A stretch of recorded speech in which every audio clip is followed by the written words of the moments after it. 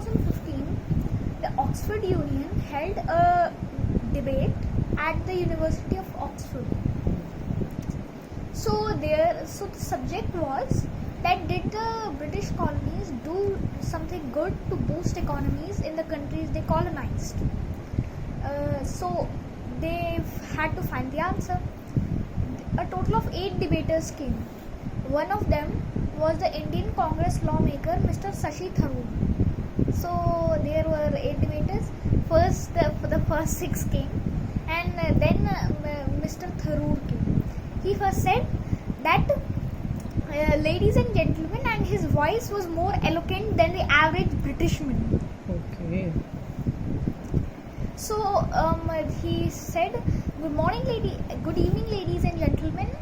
I have here 15 minutes at this honorable venue, and I am the 7th speaker of the 8 speakers in what must already seem a very long evening to you.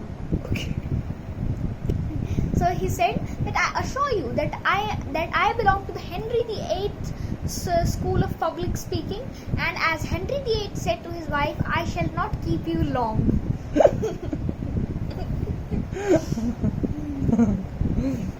Very nice.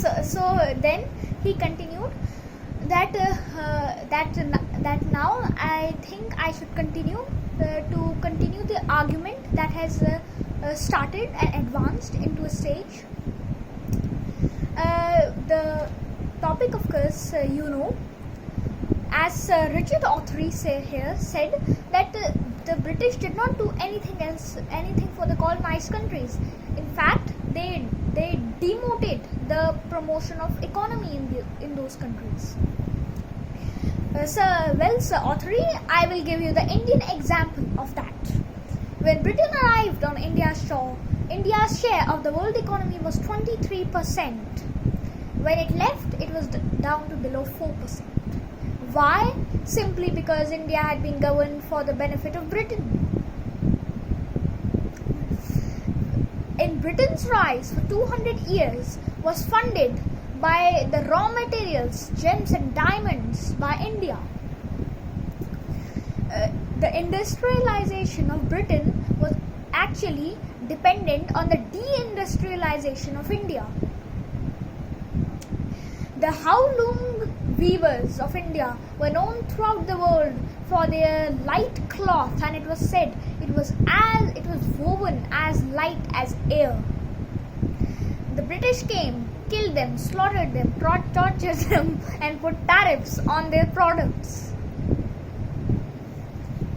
Then I think someone mentioned railways. Well, I will say that it is obviously known all around that Britain did not make railways for the Indian people. It was made to transport raw material from the mainland to the shores and then transport it back to Britain. All the known products were taken away from India, put on tariffs and sent back to Britain. They also made farmers make very cheap products. Okay. Grow plants at a very cheap cost, and then they flooded the international market with those products. There were many famines, of course, also in India throughout the British rule that killed in total around 13 million people. The most famous, of course, was the Great Bengal Famine. Winston Churchill, who every Briton thinks was one of the greatest statesmen of England, actually redirected the supplies from Bengal to the World War II. The World War II was going then. So he did not give them supplies at all. He just sent them to Britain and to the soldiers of World War II who were already flooding with food. India supplied 600,000 guns, 70 million rounds of ammunition, and 100 things more, which I am unfortunately not able to note because this paper is not big enough. So then he said that also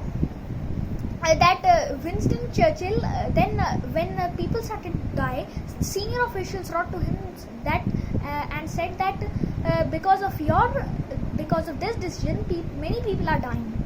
Then Winston Churchill had wrote peevishly, "Why hasn't Gandhi died yet?" And so was that.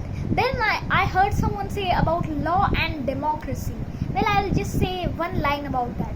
You slaughter, kill, torture people, give them nothing and take away everything, and then in the end you celebrate that the country you ruled was a democracy?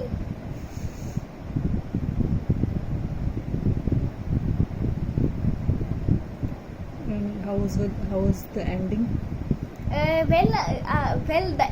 The eighth speaker, a Chinese Alpha Lee, tried his best to return the tides but failed miserably. Mr. Shashi Tharoor won the competition 186 votes to 50. Great, yeah.